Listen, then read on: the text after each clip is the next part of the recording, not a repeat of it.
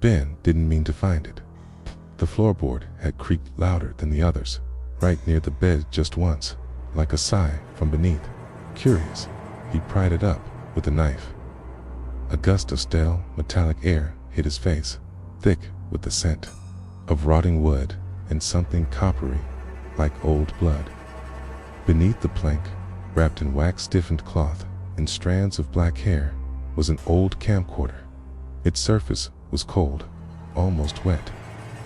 When Ben touched it, a static shock crawled up his arm and left a bitter, iron taste in his mouth.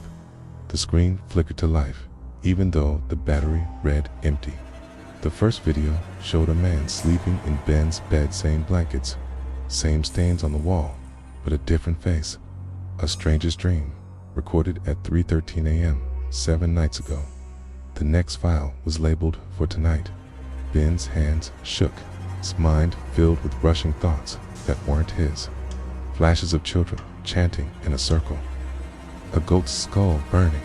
Someone whispering, "By the dreamer, feed the soil." Behind his eyes, a headache bloomed like a bruise. The bedroom darkened. The wallpaper peeled in strips, revealing symbols. Carved underneath symbols he later found in a torn book tucked behind the radiator. Old folklore, snaring end. It called it the Golden Sleep. K ritual to trap wandering spirits in dreams. K, but never to release them. The camera shut off. Relief surged till the mattress trembled and he heard whispers from the closet. Low and wet, like someone gurgling underwater. He turned on all the lights. The voices paused. The air warmed. He dared to breathe again. Then the bulb above him burst, and from the camera speaker came a voice he couldn't place, whispering, "You're not the first, but you're the one we've been waiting for." Stares. The apartment seemed normal at first, just run down and forgotten. A third-floor walk-up in a neighborhood people crossed the street to avoid. The hallway outside groaned constantly, like someone pacing in slow circles, just out of view. The air inside was damp, heavy with the smell of wet plaster and old copper pipes, but beneath it lingered something else, an undercurrent of decay, like meat left too long in the sun. Ben tried to settle in. He lit candles, opened windows, aired out the rot. For a brief moment, the apartment almost felt livable. But then the walls began to breathe. At night, they pulsed soft, barely visible, like lungs inflating behind the wallpaper. Okay? The heating pipes banged in odd, syncopated rhythms. Whispers bled through the vents, disconnected syllables in a language he didn't know. But that made his teeth ache. In the kitchen drawer, he found a bundle of yellowed newspaper scraps bound with red thread. Most were brittle, faded, but one headline stood out. Third victim found, dreaming eyes removed. On the back, a hand-scrawled note read, "Never speak their names after dusk. Never sleep in the center room." The sleep came harder each night. Ben chewed valerian root, burned sage. A neighbor gave him crushed bay leaves and salt in a pouch. Muttering something in Urdu about the Bhutia Hali, the haunted flat. Local superstition said the building was cursed by a dream eater, a shadow spirit bound by ritual gone wrong. The elders had tried to seal it, but the seal was broken. Ben laughed to himself, too hard, too long. He couldn't remember why it was funny. Maybe it wasn't. The mirror in the hallway reflected him blinking at odd intervals. Then, one night, the laughter stopped, and his reflection didn't it. Stared back, smiled. Asterisk, the first real sign came on the third night. Ben awoke to a soft click like a switch being flipped inside his head. The room was dark, too dark, the kind of dark that swallows shapes. The camcorder sat where he'd left it on the dresser, but it blinked red. Recording he hadn't touched. He tasted copper, thick and warm, pooling at the back of his tongue like blood from a nosebleed. The air stank of burnt hair and something sweet, too sweet, like spoiled milk left in heat. His sheets were damp, not with sweat, but something colder, slick.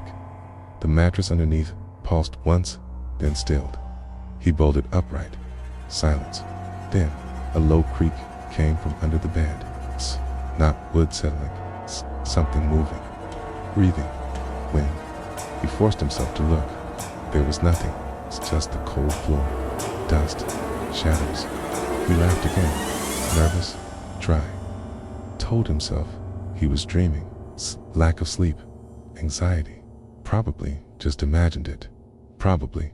But each night, the camera recorded him, twitching, whispering in languages he'd never learned. He watched, horrified, as his own sleeping body mouthed the phrase, "Don't wake them, never wake them." His voice, but not his voice. He dug deeper. The whispers came more often. Sometimes from faucets, sometimes from cracks in the ceiling. He tried blocking them out, earplugs, music, incense. One night, everything stopped. No whispers, no dreams, just silence, relief, until the walls bled. Thin trickles of dark liquid seeped down like veins opening beneath the paint. It smelled like bile. He reached out to touch it. It burned cold. In an old prayer book from the shelf, someone had scribbled next to a forgotten chant, "If it speaks through you, it sleeps beneath you." Then the camcorder clicked again, and his own sleeping voice whispered, "I gave them your face." Ben stopped sleeping altogether. Every night was the same blackouts, the camcorder recording dreams that weren't his, whispers that slipped under doors. He chewed coffee beans to stay awake, the bitter crunch masking the metallic taste that never left his mouth. His eyes stung, bloodshot, raw, but he needed answers. He scoured the building. In the laundry room's crawlspace, behind rusted machines and mold-streaked walls, he found a shoebox wrapped in plastic, soaked with brown water and rot. Inside were old Super 8 reels, photographs, and a child's diary pages stuck together with something that smelled like decay. The entries were scribbled in English, a strange blend of English and Hindi. "Baba says not to dream. The dream eater comes in the silence," he said. "It lives in the space behind faces." The photos showed families that once lived here happy, smiling, but the longer Ben stared, the more the faces warped. Eyes vanished, mouths widened unnaturally. In one image, the wallpaper matched his own bedrooms, but was scorched black around a child-sized silhouette. He traced the curse back decades. Rumors spoke of a sapna couture, a dream thief summoned through a botched cleansing ritual. The villagers believed it could be contained with a chorancy, Diva's Banda ritual of 84 uninterrupted days of light and chanting. But the tenant in Ben's flat broke the cycle on day 83. That night, the apartment went silent, peaceful. He even smiled. But at 3:13 a.m., the hallway walls groaned. A syrupy black mold oozed from the light switch, thick with the smell of burnt teeth and bile. His reflection in the microwave turned, even though he hadn't. And in the dream he didn't remember having, he stood in the corner, watching himself sleep. Worse, the camcorder recorded 2 bodies in the bed. Only one was breathing. On the 5th night, Ben stopped pretending he was sane. The apartment pulsed like a wound. The walls wept thick, black mucus that smelled like rotting meat and scorched coins. His bare feet stuck to the cold, wet floor as if the building wanted to hold him still. When he touched the doorknob to leave, it burned his palm with a cold so sharp it hissed. That night, something changed. Not just recordings, not just dreams. The entity spoke. He'd fallen into a restless half-sleep, surrounded by burning incense and salt lines, when the whispers thickened into a voice. Low, genderless, it came from inside the walls, behind the mirror, beneath his skin. "You wore me once. I remember your bones." Ben screamed himself awake. The air was thick. He could taste bile in the back of his throat. hot and sour. The camcorder had turned on by itself again. He checked the footage. There he was sitting, up, smiling, but in the footage, his eyes were gone. Black pits. A second voice overlapped with his own. They dream through you now. He stumbled back. His hand landed on something under the bed. Another box. This one was older, wrapped in a child's school uniform, soaked in brown stains. Inside, tiny teeth, baby teeth, dozens of them, some with names etched into them in Urdu. His name was among them. He vomited. The bile burned his throat, leaving a metallic tempest of blood and ash. Desperate, he recited the chants from the prayer book. The whispers stopped. Silence pressed in like a vacuum. A moment of peace, then the lights flickered. The walls flexed. A single word etched itself onto the ceiling in wet, dark letters. Return. And beneath it, a child's laugh echoed from the drain. Not once, but again and again and again. Ben's fingernails were blackened now, some split to the quick from clawing at walls, some gone entirely. He hadn't eaten in 2 days. Food tasted like ash. Water reeked of iron. The entire apartment pulsed with rot. The floorboards creaked in patterns, rhythmic like breath. The air stank of mold, wet fur, and something sharper like copper coins dipped in vinegar. He was digging, obsessively, under the floor. Behind the crumbling drywall, anywhere the whispers grew louder, was under the bathtub that he found. It sealed in a wax-lined sack, stinking of sewage and burnt meat. His hands trembled as he sliced it open. Inside was a spine, small, childlike, bent. Wrapped around it was a photograph, black and white, cracked with age. A boy and a girl standing in front of his building, their eyes gouged out of the image, scrawled on the back in smeared red ink. We locked it in him. Pray it doesn't remember its way back. Ben screamed and screamed until his throat tore. The taste of blood coated his teeth. He tried leaving. He really did. The front door led to a brick wall. The windows showed sky, but wouldn't break. His phone rang once, a number he didn't know. He answered and only heard his own voice whisper, "Keep digging." He found more bones, dozens, tiny, arranged in ritualistic spirals beneath the floorboards, each one marked with rust-colored runes. He didn't recognize until he remembered a story from the diary. Villagers once tried to bind a demon of forgotten dreams into the soul of a child, using a ritual that required bone, memory, and fire. But fire had failed. For a moment, silence. No whispers. No screams. He collapsed, shaking, relieved. Then his shadow twitched, stretched away from him, smiled, and pointed toward the bedroom closet, where something was breathing. Ben stared at the closet door, its wooden slats pulsing like it breathed. The air grew colder, every exhale fogging the stagnant space. From behind the door came a slow creaking wood, twisting under something impossibly heavy or impossibly wrong. He moved closer. Each step brought with it a wave of nausea. The scent of decay thickened like rotting meat soaked in copper. Hecked, his tongue pressed against the roof of his mouth, tasting bile and metal. The floorboards beneath him turned soft, almost spongy. He didn't want to look down. The camcorder flickered on by itself again. This time, it showed a new clip, not a dream, a memory, not his. A child strapped to a wooden chair, ritual carvings spiraling across his skin. Shadows danced around him, faceless elders in ceremonial masks, chanting in a language that hurt Ben's ears to hear. The camera zoomed into the child's eyes, his own eyes, but younger, screaming. Ben fell to his knees, clutching his head. As the voice returned, "You were the vessel. You were the gate." The closet door burst open up with violence, but with certainty. Inside wasn't a space, it was a void. Its walls lined with flickering film reels, each marked with a name, each containing a different dream. Not dreams, memories, stolen, devoured. And Ben's reel, almost empty, was unraveling. He remembered now.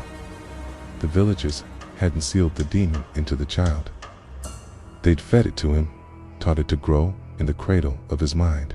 Cade, the dreams he'd been recording weren't his. Okay? Never had been. For a moment, everything stilled. The room felt normal. Okay? The shadows retreated. Ben even laughed a broken, high-pitched thank. Relief. Then all the reels began spinning. Fast, violent, screaming. Blood poured from the walls in slow, deliberate trails. And something stepped out of the void, wearing his face, but smiling. Wrong. Asterisk. The thing wearing Ben's face stepped forward, and the apartment convulsed. The walls, breath swelling outward, then collapsing inward with a sickening, wet groan. Cracks spread like veins, dripping black eye cord that hissed where it touched the floor. The air was electric, thick with the coppery stench of blood and ozone. Every breath Ben took scraped his lungs like glass. He screamed, but the sound came, outwarped, echoing in reverse. The floor turned slick, beneath him slathered in bile, bones grinding underfoot like gravel. The entity laughed with a mouth too wide, teeth like broken glass. "You were always howling," it whispered, voice layering over itself like a chorus of the dead. Ben stumbled backward, slipping on the bile-slick wood, crashing into the wall. It pulsed against his back, alive, its surface warm and sticky like raw meat. From somewhere above, the ceiling moaned, and hair-thin tendrils snaked down, brushing his skin, cold, wet, searching. In a flash, he saw it all. Villagers chanting around a blood-soaked altar, the demon screaming as they burned its name into bone. The infant Ben held over the flames, absorbing the curse meant to contain it. The ritual had failed. The vessel had grown too strong. Desperate, Ben clawed for the camera. He aimed it at the doppelganger. "You're not real?" he gasped. "You're just a..." The camera exploded in his hands. Shards embedded in his palms. Blood sprayed across the room, and the entity drank it midair, laughing louder. For a split second, the walls calmed, the air thinned. Silence returned. Then dozens of mouths opened in the walls, screaming. A flood of limbs, skeletal and twitching, erupted from the floorboards.